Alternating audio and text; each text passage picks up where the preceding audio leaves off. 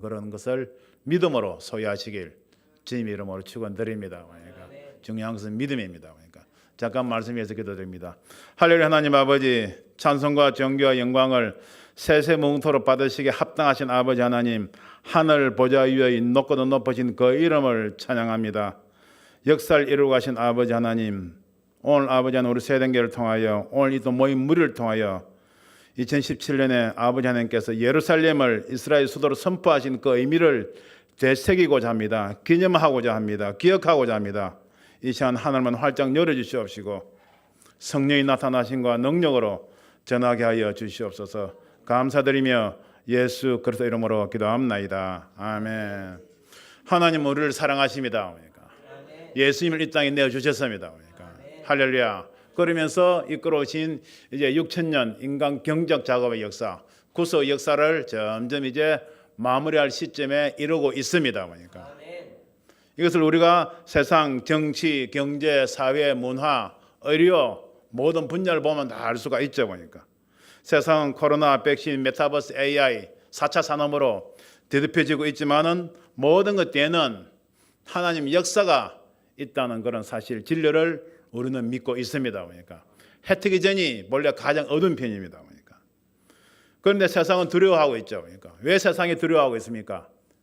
하나님을 모르는 사람들, 주의 백성들이 아닌 사람은 왜 두려워하고 있습니까? 어떻게 될지, 세상이 어떻게 될지 모르기 때문에 두려워하고 있는 것입니다. 그렇지만 예수 것을 통하여 하나님의 백성이 된 저와 여러분들은 두렵지 않습니다. 그러니까 할렐루야. 그러니까 왜? 성경 말씀이 어떻게 될 것을 정확하게 이야기를 하고 있기 때문입니다. 그래서 계시록 1장 3절을 보게 되면 이 예언의 말씀을 읽는 자와 듣는 자와 그 가운데 기록한 것을 지키는 자들이 복이 있다 그랬습니다. 그러니까 이방인 한일 70년 동안 해방 이후 6.25 이후 70년 동안 하나님께서 이 땅에 얼마나 많은 복을 부어주셨습니까? 그러니까 영적으로도 그렇지만 이 땅의 복을 너무나 많이 받았습니다. 그러니까 그렇지만 이제 저와 여러분들이 간구해야 될 복은 바로 이 예언의 말씀을 읽고 듣고 그 가운데 지키면서 다시 오실 주님을 바라보고 있는, 바라봐야 되는 그러한 복을 충만히 받으시길 바랍니다. 그러니까 예언의 말씀 무엇입니까? 반드시 속히 되릴 장차 될 리가 올 일이죠. 그러니까 그런 징조로 하나님께서 예루살렘을 지금 들어 쓰시고 계시는 겁니다.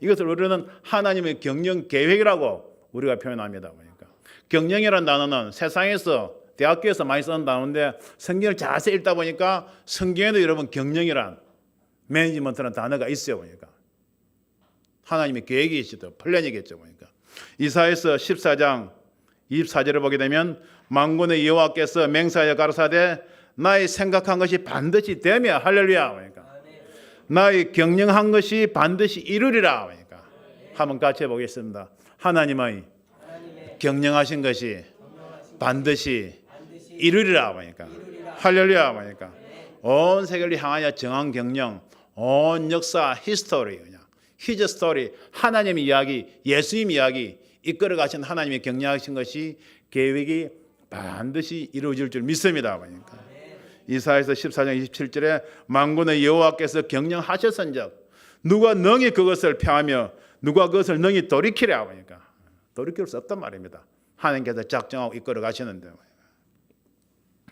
이런 상황에서 예루살렘 이스라엘 수도 선언은 하나님께서 세계를 친히 경영하신다는 증거로 나타나고 하나님의 섭리를 이루시는 증거인 줄 믿습니다. 그러니까 하나님의 경영 계획을 조금 자세히 살펴보게 되면 아까 우리 하나님 목사님 기도하실 때 구속사라는 표현을 했습니다. 그러니까 경영 계획을 저와 여러분들은 구속사로 알고 있죠. 그러니까 크게 두 트랙입니다. 두 줄기입니다.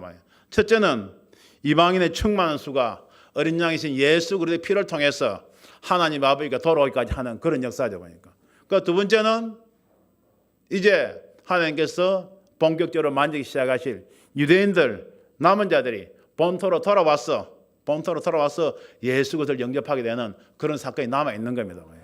결국은 유대인이 시작했지만 돌아서 결국 마지막 한 곳에서 만나게 되는 그런 하나님의 오묘하신 경영 계획 섭리가 있는 줄 믿습니다. 그러니까 이걸 하나님은 창세기부터 예언하셨어. 그러니까 여러분 잘 기억하실 겁니다. 그러니까 창세기 45장에 보게 되면 자기 형제들에 대해서 그냥 이신장에 팔려버렸던 요셉을 기억하실 겁니다. 그러니까 애굽의 총리가 된 다음에 이런저런 사연을 가꿔서 결국은 요셉의 형제들이 애굽 총리가 된 요셉 앞에서 무릎을 꿇고 있죠. 보니까 결국은 45장에 보게 되면 요셉과 그 형제들이 자기들이 은 20냥에 팔아버린 요셉이 유대인들이 은 30냥에 팔아버린 예수가 자기들이 메시아인 것을 깨닫는 그 순간을 기록하고 있습니다. 자기들이 은 20냥에 팔아버린 요셉이 애굽의 총리가 돼서 전 세계를 다스리는 총리가 돼서 자기들을 만지하고 있는 겁니다. 처음엔 두려웠지만은 자기들이 팔아버린 형제인 것을, 동생인 것을 깨달았을 때 보니까 방성대곡한다는 장면이 나옵니다. 통곡하는 겁니다. 통곡하는 겁니다. 그것은 바로 유대인들이 자기들이 십자가에 못 박아 죽게 한 예수가 자기들이 그렇게 몇천 년 동안 기다렸던 메시아라는 것을 깨달을 때 나오는 장면을 그대로 예언한 것인 줄 믿습니다. 그러니까 하나님께서 이렇게 하나님의 섭리를 미리 우리에게 알려주시고 그대로 이루어가고 계시는 것입니다. 오늘 본문 말씀입니다. 나 여호와가 말하노라 내가 시온에 돌아왔은즉 할렐루야. 하나님은 반드시 돌아오십니다. 예루살렘은 주님께서는 반드시 이 땅에 재림하십니다. 사도행전 말씀에도 너희들이 올라간 것을 본 그대로 오리라고 하셨습니다. 감람산에서 올라가시지 않습니까? 그대로 오신다는 말씀이죠. 그래서 시온이라는 뜻은 예루살렘과 감람산과 예루살렘 그 일대를 전부 다 우리가 시온이라고 부르고 있습니다. 이것을 하나님 뭐라고 하시는가 하면 시편 132편 6절 말씀에 보면 시온은 나의 영원히 거할 처소라고 하셨습니다. 그런데 보면 천국에도 시온산이 있어요. 계시록 14장 1절에 보게 되면 또 내가 보니 보라 시온산에 어린 양이 있었고 그와 함께 14만 4천이 있었는데 그 이마에 어린 양 이름과 하나님 이름을 쓴 것이 있더라 그랬습니다. 천국의 시온산을 드시고 이 땅에서도 천국의 시온산이 있다는 것을 우리 보고 알아라고 예루살렘 그 주변을 또 시온이라고 하나님께서 명명하신 것입니다. 할렐루야. 그리고 시편 2편 6절을 보게 되면 내가 나의 왕을 내 거룩한 산 시온에 세웠다 하시라 하면서 계속 하나님께서 시온을 언급하고 계십니다. 그리고 본문 말씀에 보게 되면 주님께서 하나님께서 시온에 돌아왔은즉 예루살렘 가운데 가르니 그랬습니다. 예루살렘 가운데 가르니까 예루살렘이 무엇입니까? 오늘 본문 말씀처럼 예루살렘 바로 진리의 성읍입니다. 여러분 아시다시피 요한계시록 21장부터 보게 되면 하늘의 도성 거룩한 성 새 예루살렘 성 12보석으로 빛나는 하나님의 보좌가 있는 곳을 우리는 잘 알고 있습니다. 그 깨닫고 보면 시온은 조금 하나님 도성이 있는 넓은 개념이고 그 안에 핵심이 바로 예루살렘이죠. 그것을 똑같이 이 땅에 시온에 또 예루살렘 성을 두시고 그 안에 하나님의 성전을 두신 것입니다. 완벽하게 데칼코마니를 이루고 있죠. 하얀 벽지 도화지에 먹물 뿌려서 반쪽으로 딱 적게 되면 양쪽이 똑같이 나타나는 겁니다. 이 땅에 예루살렘을 두시고 시온을 두시고 우리를 하여금 깨닫게 하신 것도 바로 이 땅에 예루살렘과 시온을 보고 하늘의 도성 시온과 예루살렘 성을 사모하라는 하나님의 깊으신 사랑의 섭리인 줄 믿습니다. 이걸 믿음의 선진들이 깨닫았죠. 그래서 이사야 선지자는 율법은 시온에서 나올 것이요 여호와의 말씀이 진리의 말씀이 예루살렘에서부터 나올 것이라 그랬습니다. 이것을 깨닫고 보면 저 여러분 성경 말씀들 저와 여러분 하시는 생명수의 말씀들 생명의 떡이 어디서 나옵니까? 거룩한 성 새 예루살렘 성에 있는 하나님의 보좌로부터 나오고 있지 않습니까? 거기서 오신 예수님께서 요한복음 6장 48절 말씀처럼 내가 생명의 떡이라고 그랬지 않습니까? 짐승의 구에 놓인 그 생명의 떡 예수님을 우리가 잡아 먹었지 않습니까? 할렐루야. 그리고 계시록 22장 1, 2절 보게 되면 하나님 보좌로부터 생명수 강물이 흘러나온다고 기록을 하고 있습니다. 또 제가 수정같이 맑은 생명수의 강을 내게 보이니 하나님과 및 어린 양의 보좌로부터 나서 길 가운데로 흐르더라. 길 가운데로 흐르더라. 그러니까 생명수 말씀이 그냥 천국의 길 가운데 흐르면서 이 땅에서 흐르고 있는 겁니다. 그러니까 그걸 하나님께서 이스라엘 땅에 주셨는데 이스라엘의 백두산이 어디입니까? 보니까 이스라엘의 백두산 헐몬산 할렐루야 보니까 역시 헐몬산 보니까 헐몬산은 이슬입니다. 헐몬산 이슬로 주십니다. 헐몬산은 이슬이 시온의 산들에 내린 같다라고 시편 말씀을 기록을 하고 있습니다. 보니까 깨닫고 보면 이스라엘 헐몬산이 이슬로 내려와서 단에서부터 성주세를 가보신 사람 알죠? 보니까 얼마나 그냥 맑은 물이 흐릅니까? 보니까 그것이 모여서 갈릴 호수가 되고 갈릴 호수가 시작돼서 어떻게 내려옵니까? 내려오다가 요단강 이리서 내려오죠 보니까. 요단강 이리서 내려오는데 거기 사람들이 많이 그냥 어떻게 하면 세례를 받지 않습니까? 요단강을 내려오다가 우리 사람들 죄를 씻은 물이 되는 거죠 보니까. 죄를 씻은 물이 내려서 모여서 보면 거기 이제 사해를 죽음의 바다를 이루고 있는 겁니다 보니까. 죄가 모인 것은 죽음의 바다라는 것이 이스라엘의 지를 통해서도 우리에게 깨닫게 해주시는 것이죠 보니까. 뿐만 아니고 헐몬산과 이슬이 요단강 이스라엘의 생명줄이 되어서 이스라엘을 계속 먹여 살리고 있지 않습니까? 그러니까 영적으로도 육적으로도 말씀인 생명수가 영적으로도 육적으로도 저와 여러분들 또 이스라엘 백성들을 세우고 살리고 있다는 것을 하나님께서는 다 이렇게 영적으로 육적으로도 깨닫게 하고 있는 줄 믿습니다. 그러니까 이 땅의 도성이 그냥 예루살렘이 된 두 번째 이유가 있죠. 첫 번째 이유는 예루살렘이 진리의 성읍이고 있기 때문에 하나님께서 예루살렘을 이 땅의 도성으로 삼으신 것이고, 두 번째 하나님께서 예루살렘을 이 땅의 도성으로 삼으신 이유, 그건 저와 여러분 너무나 잘 알고 있습니다. 예수님이 어디서 돌아가셨습니까? 예루살렘에서 돌아가셨습니다. 계시록 11장 8절에 보게 되면 그 성 예루살렘 성은 주께서 십자가에 못 박히신 것이요. 주께서 십자가에 못 박히신 것이요. 그런데 지금은 소돔과 애굽성이 되어 황폐해버렸더라 그랬습니다. 그 이유는 잘 알고 있죠. 그렇게 기다린 메시아를 하나님께서 보내주셨는데 영접하지 못하고 십자가에 못 박아 죽여버리고 유대인들의 눈이 가려져 버렸기 때문에 진리를 받아들이지 못했기 때문에 그 땅은 지금 소돔과 애굽성이 되어버렸다 그랬죠. 얼마 전부터 우리가 동성애 그냥 허용하면 안 된다고 믿는 사람 많이 반대를 하고 있지 않습니까? 저도 우리나라에서 동성애 반대하는 걸 했었죠. 그런데 조금 시야를 넓혀서 보니까 몇 달 전에 계시록 말씀 강의하면서 11장 8절 말씀 깨닫게 하셨는데 잠깐 찾아보니까 저는 깜짝 놀랐어요. 이스라엘 텔아비브가 세계에서 그렇게 유명한 동성애 도시인 줄 몰랐어요. 세계에서 가장 큰 동성애 축제 중 하나를 텔아비브에서 거행하고 있는 거예요. 그리고 완전 소돔과 애굽성이 되어버렸다는 그걸 실상으로 깨닫게 하셨습니다. 먼 땅의 이야기고 좀 이따 우리 오정년 선교사님 말씀도 듣겠지만 그냥 많은 선교사님들이 계시니까 그냥 복음 전하겠죠. 저는 일본에 좀 오래 있었기 때문에 일본을 품고 사랑했었는데 부족하지만 예루살렘도 이스라엘도 품고 기도를 하라는 그런 성령의 마음으로 받아들였습니다. 그렇게 핍박해버려요. 저와 여러분 기도하는 것이 늘 유대인들 이스라엘 민족들의 진리에 가려져버린 그 수건이 벗어지길 기도하고 있지 않습니까? 지금 그런 상황이 되어버린 겁니다.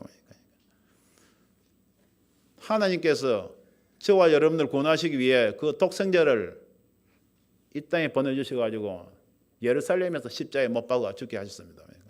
이걸 세상말로 표현하게 되면 하나님이 자기 아들이 죽은 것이 예루살렘인 겁니다. 피 흘린 것입니다.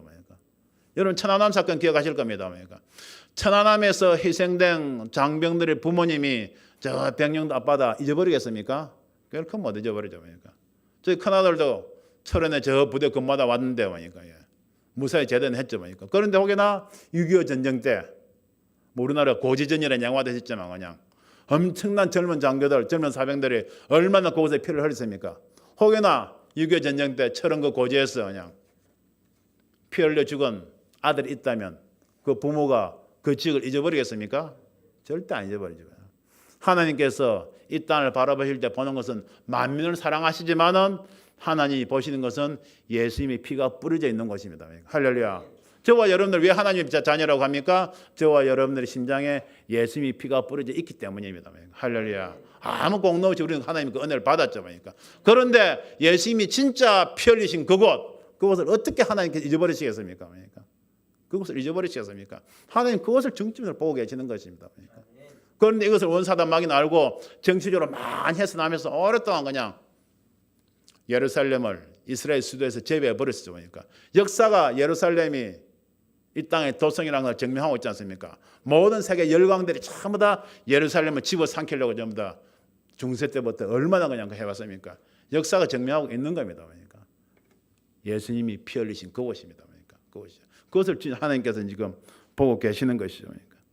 이걸 위해 하나님께서 유대 민족들을 하나님의 선민으로 택하신 다음에 계속 역사를 이끌어 오셨죠. 이것을 깨닫고 보면은 눈에 보이지 않는 영의 세계를 이 땅에 하나님 표현하시기 위해서 유대 민족을 들어서 역사 속에 전면적으로 내놓고 사용하고 계시는 것인 줄 믿습니다. 보니까 할렐루야. 이스라엘 역사를 잠깐 보게 되면 모세 선지자가 애굽에서 이스라엘 백성들 이끌어내죠. 보니까 이끌어낸 다음에 광야에서 하나님께서 성막을 주시고 가나안 땅에 들어갔을 때 솔로몬 성전을 허락하십니다. 보니까 출애굽한 다음에 큰 흐름에서 보게 되면 성경을 망원경으로 보게 되면 출애굽한 다음에 성전을 허락하시게 되죠. 그 다음에 또 이스라엘과 유다가 하나님에게 범죄했을 때 어떻게 됩니까? 바벨론으로 전부 다 포로로 끌려가게 되죠. 보니까 70년 포로 생활을 마치고 다시 유대 땅으로 이스라엘 땅으로 돌아왔을 때 하나님께서 스룹바벨을 통해서 제2 성전을 허락하셨습니다. 보니까 항상 이스라엘 백성들이 포로 생활을 하다가 뭐 이랬다가 다시 해방되게 되면 하나님께서 성전을 하시고 그러셨죠. 보니까 이제 주님 돌아가실 때 그냥 로마 장군, 디도 장군이 되고 예루살렘 성이 완전히 회파되어 버렸죠. 그러니까 그 위에 이제 1900여년이라는 근 2000년 세월이 흘렀지 않습니까? 그러니까 이제 하나님께서 예루살렘 성을 망부간의 트럼프 대통령을 통해서 그냥 선포하고 나니까 이스라엘 유대인들의 알리아 운동이 전 세계적으로 지금 막 일어나고 있는 겁니다.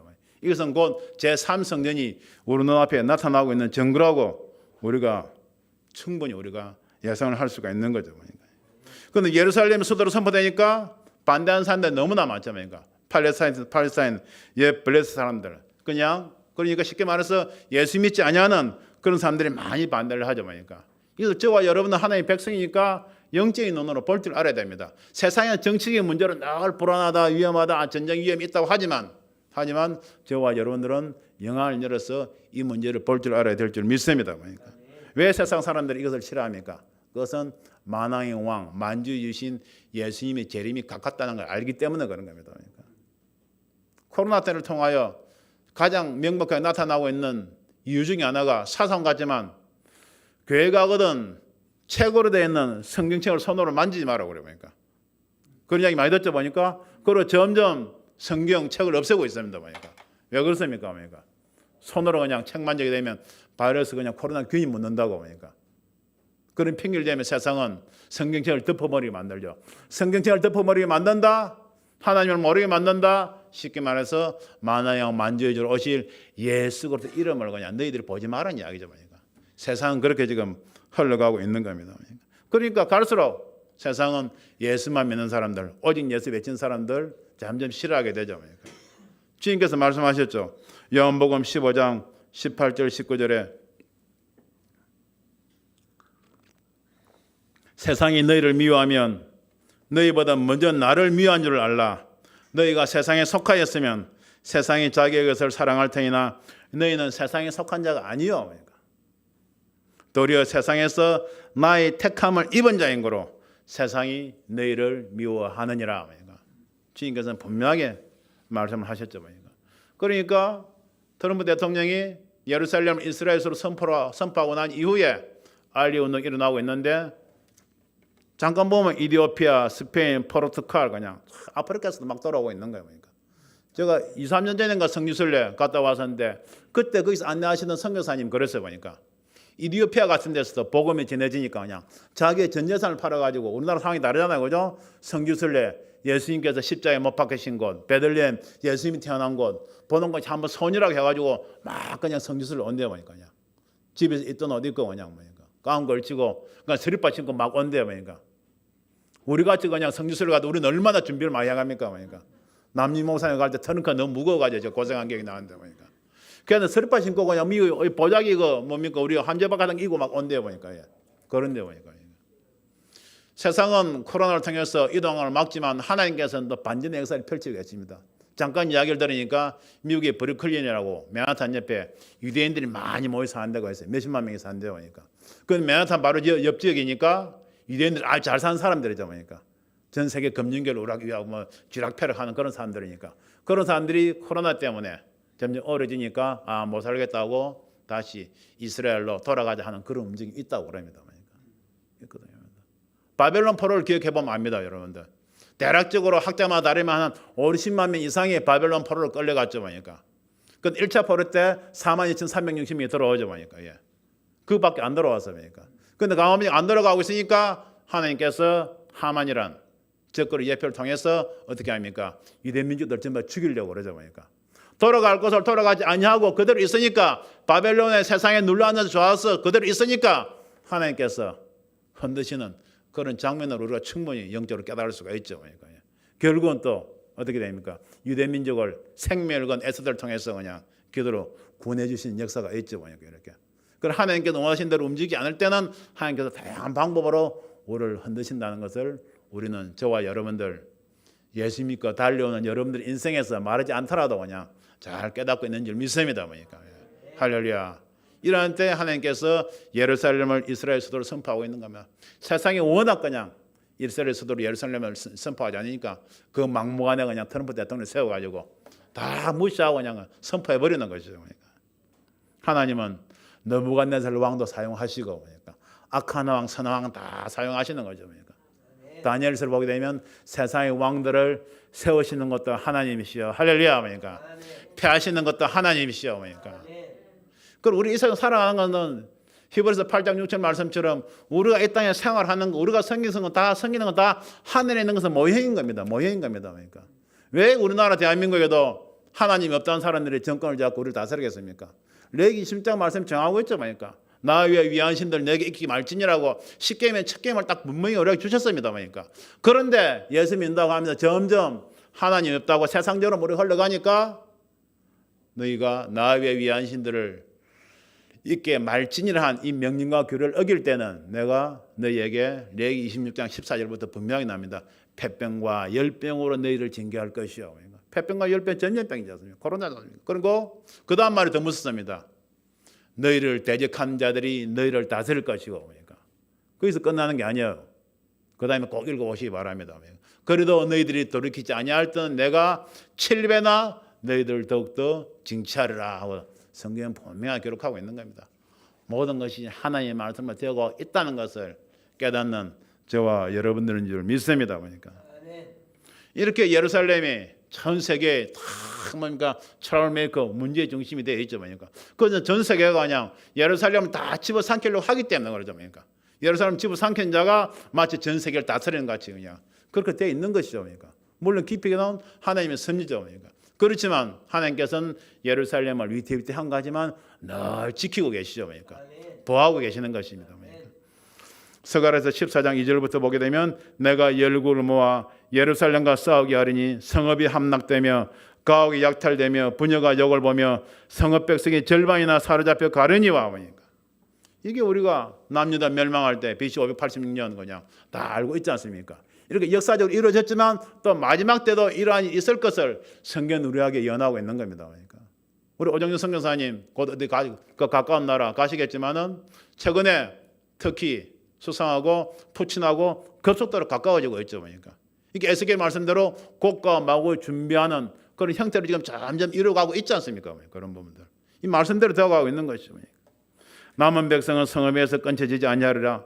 그때 여호와께서 나가사 그 열국을 치시되 이왕 전쟁 날에 싸운 것 같이 하시리라. 그러니까 하나님은 예루살렘을 보호하십니다. 그러니까 스가랴 14장 12절에도 보면은 예루살렘을 친 모든 백성에게 여호와께서 내리실 재앙이 이러하니라. 섰을 때 그 쌀이 썩으며 그 눈이 구멍 속에서 썩으며 그 혀가 입속에서 썩을 것이요 그날에 여호와께서 그들로 크게 열왕케 하시리니 피차 손으로 붙잡으며 피차 손으로 칠 것이며. 그러니까 영적으로 우리나라가 박정희 대통령 때 박정희 대통령이 이스라엘 모델을 우리가 벤치마킹 해가지고 잘 했던 것을 제가 들은 적이 있어 보니까 우리가 이 세상적으로도 경제적으로도 비즈니스 관계적으로도 위험한 것 같지만은 이스라엘과 유대 관계를 돈독히 할 때 하나님께서 이 세상에서도 경제적으로 복을 주신다는 것을 우리가 위정자들이 알아야 될 줄 믿습니다. 보니까 믿습니다. 보니까.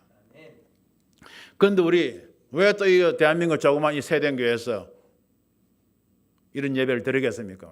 바로 이방 민족들도 예루살렘을 사랑하라고 하나님께서 명령하신 말씀이 있고 그 이전에 여러분들 저와 여러분들은 알고 있지 않습니까? 이스라엘은 우리와 영적인 형제 국가라고 그러지 않습니까? 창세기 10장에 보면 분명하게 기록을 하고 있습니다.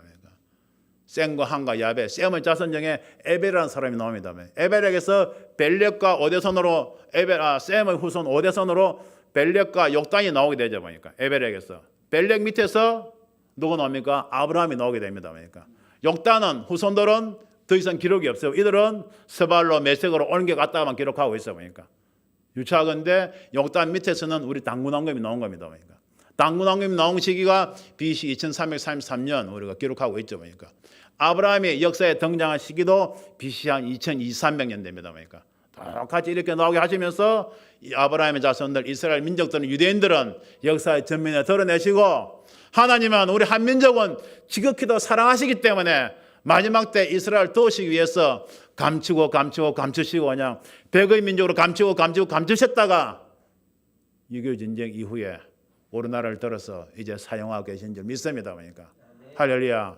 이럴 때 우리가 예루살렘 이스라엘을 위해서 기도해야 되는 것은 하나님의 섭리인 줄 믿습니다. 그러니까 시편 120편 6절에도 예루살렘을 위하여 평안을 구하라. 예루살렘을 사랑한 자는 형통하리로다 그랬습니다. 그러니까 할렐루야. 같이 한번 해보시겠습니다. 예루살렘을 위하여 평안을 구하라. 예루살렘을 위하여 평안을 구하라. 예루살렘을 사랑한 자는 형통하리로다. 예루살렘을 사랑하는 자는 형통하리로다. 경제적 문제, 정치적 문제 여러 가지 있지만 여러분들의 마음으로 예루살렘 유대인들 위해서 기도하시기 바랍니다. 그러니까 하나님의 눈은 아들이 죽어는 십자가가 있는 곳, 아들 예수가 피 뿌린 예루살렘을 불꽃 같은 눈동자처럼 지금 보고 계십니다. 그런데 세상은 마지막 때가 되니까 하나님의 말씀을 기억하지 않지 않습니까? 그러니까 영적으로 예루살렘을 바라보고 있지 않지 않습니까? 이걸 예레미야 선지자가 이야기합니다. 예레미야서 13장 16절 17절에 나 여호와가 말하노라 너희가 이 땅에서 번성하여 많아질 때는 사람이 여호와의 언약궤를 다시는 말하지 아니할 것이야. 그러니까 지금 세상 인구가 73억입니까? 5억입니까? 뭐 얼마나 많습니까? 그러니까 사람이 많아질수록 여호와의 언약궤를 말하지 않는다는 겁니다. 그러니까 생각지 아니할 것이요, 기억하지 아니할 것이요, 찾지 아니할 것이요. 그러니까 세상 사람 예루살렘 찾지도 아니하고 기억지도 아니하고 보지도 않는데 이 조그만 종들을 통하여 여러분들을 통하여 예루살렘을 기억하게 하신 것이 하나님께서 우리에게 보여주시는 복 중의 복이요 사랑의 증거인 줄 믿습니다. 그러니까 할렐루야. 그러니까 사람들이 세상 사는 언약궤를 찾지도 아니하고 보지도 아니할 때 그때 예루살렘이 여호와의 보좌라 일컬음이 되며 그러니까 할렐루야. 그러니까 할렐루야. 이 말씀을 증거하시기 위해서 이제 예루살렘 옮기신 겁니다.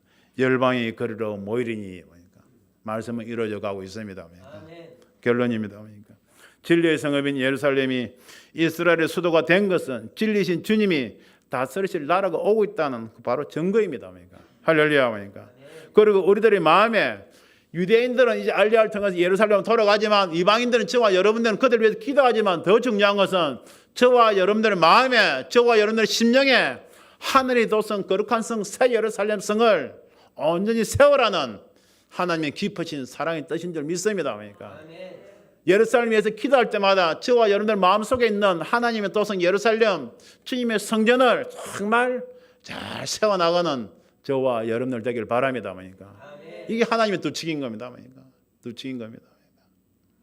세상 정치인들은 입으로는 공평과 정의를 외치지만 아무리 세상에서는 입으로 외쳐봤자 주님이 오시기 전에는 공평과 정의는 없습니다. 그러니까 어려움이 없죠. 그러니까 주님께서 친히 다스리신 나라가 되어야 진리로 다스리신 나라가 되어야 공의가 강물처럼 흐르는 그런 세상이 될 겁니다. 그러니까 예언하고 있습니다.